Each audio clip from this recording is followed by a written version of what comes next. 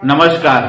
Iran के पाकिस्तान में सुन्नी आतंकवादी समूह जैश अल अदल से संबंधित ठिकानों पर हमले के दावे के एक दिन बाद पाकिस्तान ने तेहरान से अपने राजदूत को वापस बुला लिया है।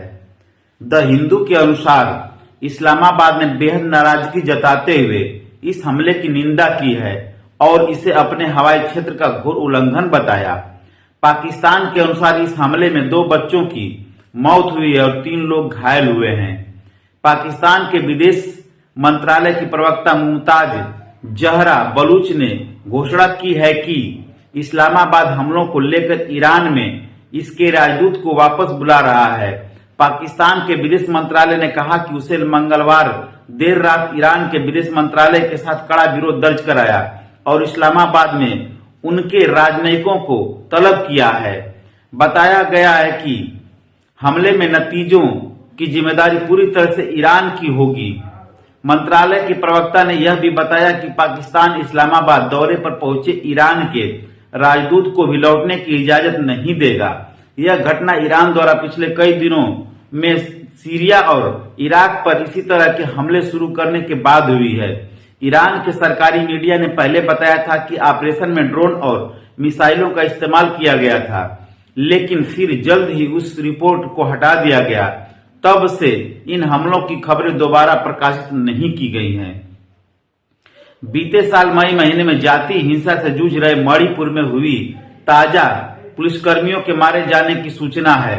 हिंदुस्तान टाइम्स के मुताबिक मामले से वाकिफ लोगों ने बताया कि मंगलवार सुबह सीमावर्ती शहर मोरेह में सुरक्षा बलों के शिविर पर रॉकेट चालित ग्रेनेड आरपीजी हमले के बाद हुई गोलाबारी में एक पुलिस कमांडो की मौत हो गई। गोलाबारी करीब 1 घंटे तक चली और स्थिति तनावपूर्ण है। तेंग नौपाल जिले में के मोरांग शहर सुरक्षा बलों खासकर मणिपुर पुलिस कमांडो पर लगातार हमले के बाद से हाई अलर्ट पर है।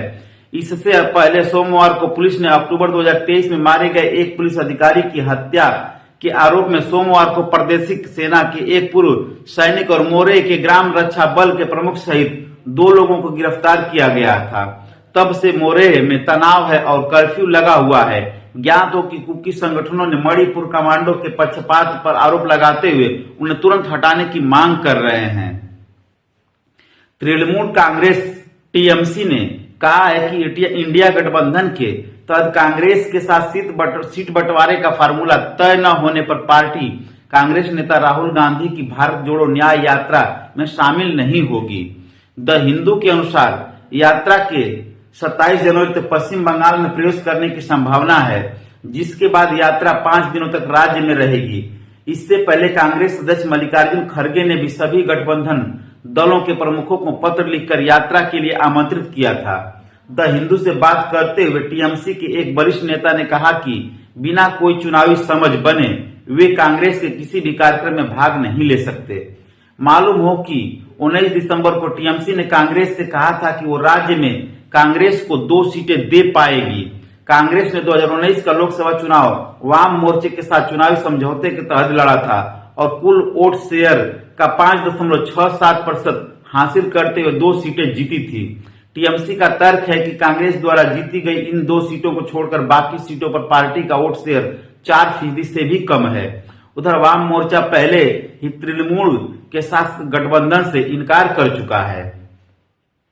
भारतीय प्रबंधन संस्थान कलकत्ता IIMC ने बताया है कि इसने उसके प्रभारी निदेशक सहदेव सरकार को यौन उत्पीड़न के आरोप को लेकर पद से हटा दिया। हिंदुस्तान टाइम्स के अनुसार एक बयान में कहा गया है कि ऐसा संस्थान की आंतरिक शिकायत समिति की सिफारिश पर किया गया है, जो यह सुनिश्चित करना चाहती है कि उन पर लगे यौन उत्पीड़न के आरोप की निष्पक्ष जांच हो।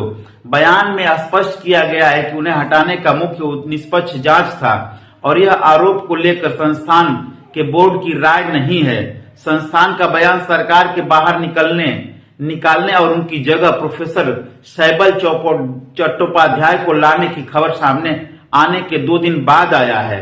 हालांकि इस परिवर्तन के लिए उनके और संस्थान के बोर्ड ऑफ गवर्नर्स के अध्यक्ष श्रीकृष्ण कुलकर्णी के बीच मतभेदों को जिम्मेदार ठहराया गया था।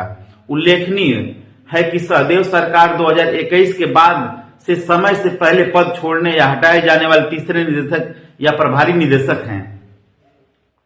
गृह मंत्रालय ने policy think tank centre for policy research CPR का विदेशी योगदान विनिमय अधिनियम एफसीआरए रजिस्ट्रेशन रद्द कर दिया है। रिपोर्ट के अनुसार इससे पहले फरवरी 2023 में निलंबित कर दिया गया था। सीपीआर ने उस समय कहा था कि यह सभी कानूनों को पूरी तरह से अनुपालन करता है और लाइसेंस मुद्दे को हल करने के लिए अधिकारियों के साथ काम कर रहा है। द हिंदू के अनुसार 10 जनवरी को सीपीआर को पता चला कि उसका एफसीआरए रजिस्ट्रेशन अब रद्द हो गया है। संगठन की अध्यक्ष यामिनी अय्यर ने अखबार को बताया कि सीपीआर इस बारे में विचार कर रहा है कि वह इस मामले में कैसे इंसाफ मांगे। बुधवार को जारी एक बयान में अय्यर ने कहा कि गृह मंत्रालय के इस निर्णय का आधार समझ से बाहर और असंगत है और दिए गए कुछ कारण किसी रिसर्च संस्थान के कामकाज के आधार को चुनौती देते हैं।